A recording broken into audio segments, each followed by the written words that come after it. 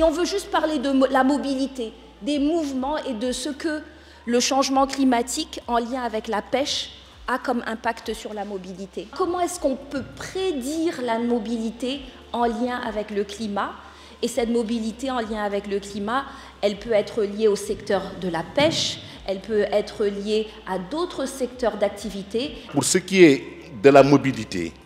il faut savoir que quand je disais qu'il faut faire la part des choses entre cette mobilité, ce qu'on entend par le déplacement, les pêcheurs qui sont là, les femmes de pêcheurs, les transformatrices, ceux qui sont habitués aux communautés de pêcheurs savent très bien que les pêcheurs se déplacent.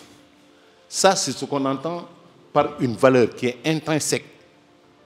au système socio-halieutique de la pêche. C'est-à-dire qu'il y a un système social et halieutique, socio-écologique plutôt, qui est là.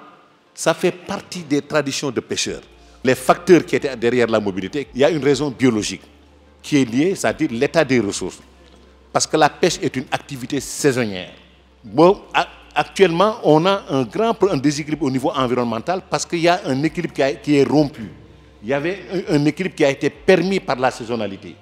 qui faisait qu'il n'y avait pas tendance à pratiquer ce qu'on fait dans l'agriculture comme la monoculture. Quand on parle de marché, c'est aussi le climat qui a fait ça. Parce que quand il y a un changement climatique,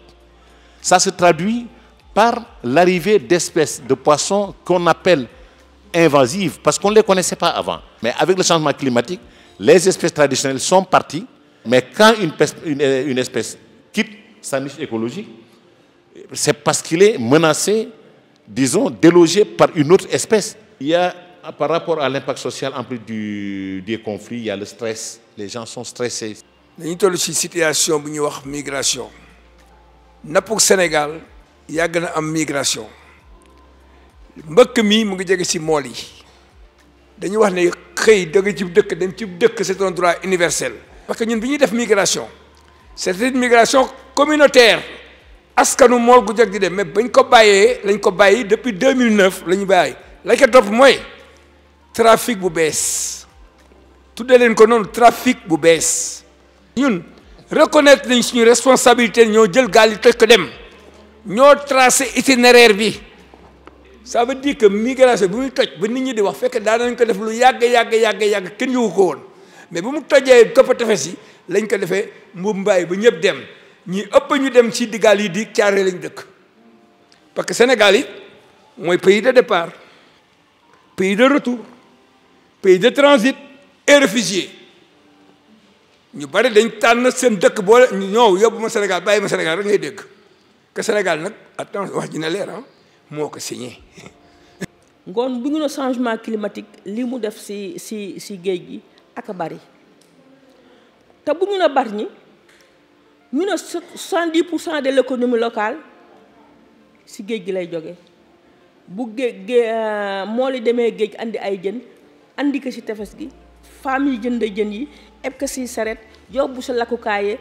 jël kok bi sàng takk lakk bàyyi ba mu wow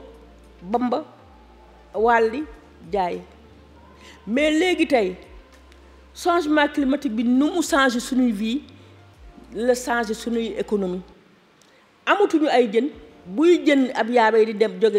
jóge ba Maroc fu nekk si sous-région bi ay jën di fay ngoon lëf laa ngi waaji catastrophique transformation amoon rendement mais léegi di nga toog presque 5 mois ou 6 mois doo am benn jën. Au-delà des changements climatiques, c'est toute cette installation yi industrie polluante yi xam ne daf fi ñëw bu fekkaat fii une cimenterie qui est là depuis 1958 et le port en son sein day engendré waat beneen cimenterie sur le port donc mooy situation catastrophique boobu xam ne bari ñi nekk na ci sur le plan environnemental mais surtout sur le plan gouvernance boobu nga doon wax. Parce que foo dem ren nga fekk nga taxaw fa nii wax mais bu déwénee mënoo fa taxaw wax parce que géej gi jël na ko c'est ça qui se passe actuellement donc situation boobu moom moo fi nekk.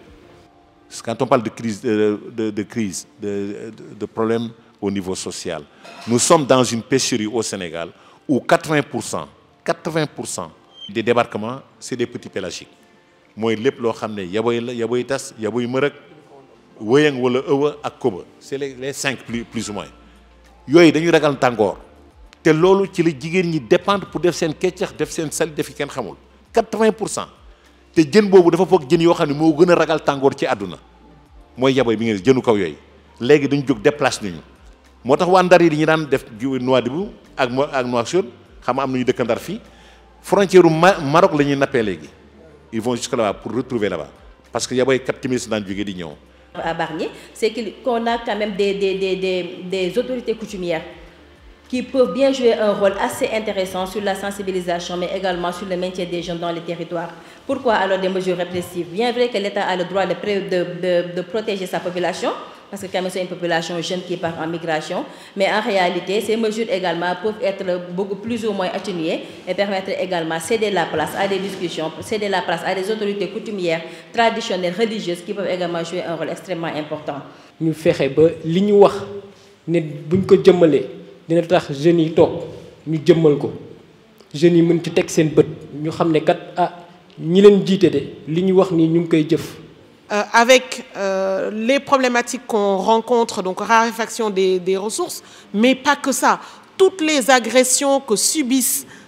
la mer, il faut en parler. Parce que man mii di wax kenn mënul wax ba mu jëlati gaal parce que dund naa lu metti accident naa sama xarit yi dee nañ mais du ma jël gaal kon affaire yi nag gars yi accompagner ñun ñi wutal leen liggéey suñ defee formation ba pare ñu accompagner leen ñu mën a liggéey àll baa ngi nii ñun bëgg nañ bay mais amuñu suuf fan la ñuy jëlee suuf.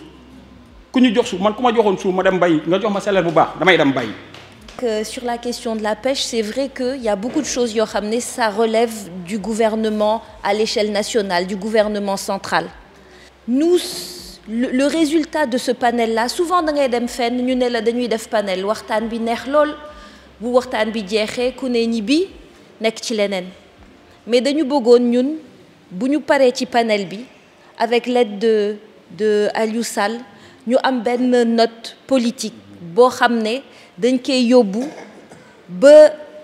ministère de la pêche dañ koy jël yóbbu ko fi ñuy waxee waxu changement climatique dañ koy jël yóbbu ko ci yeneen kuréelu société civile yoo xam ne mën nañ ñu jàppale pour ñu xoolaat mbiru pêche bi pêche ak mobilité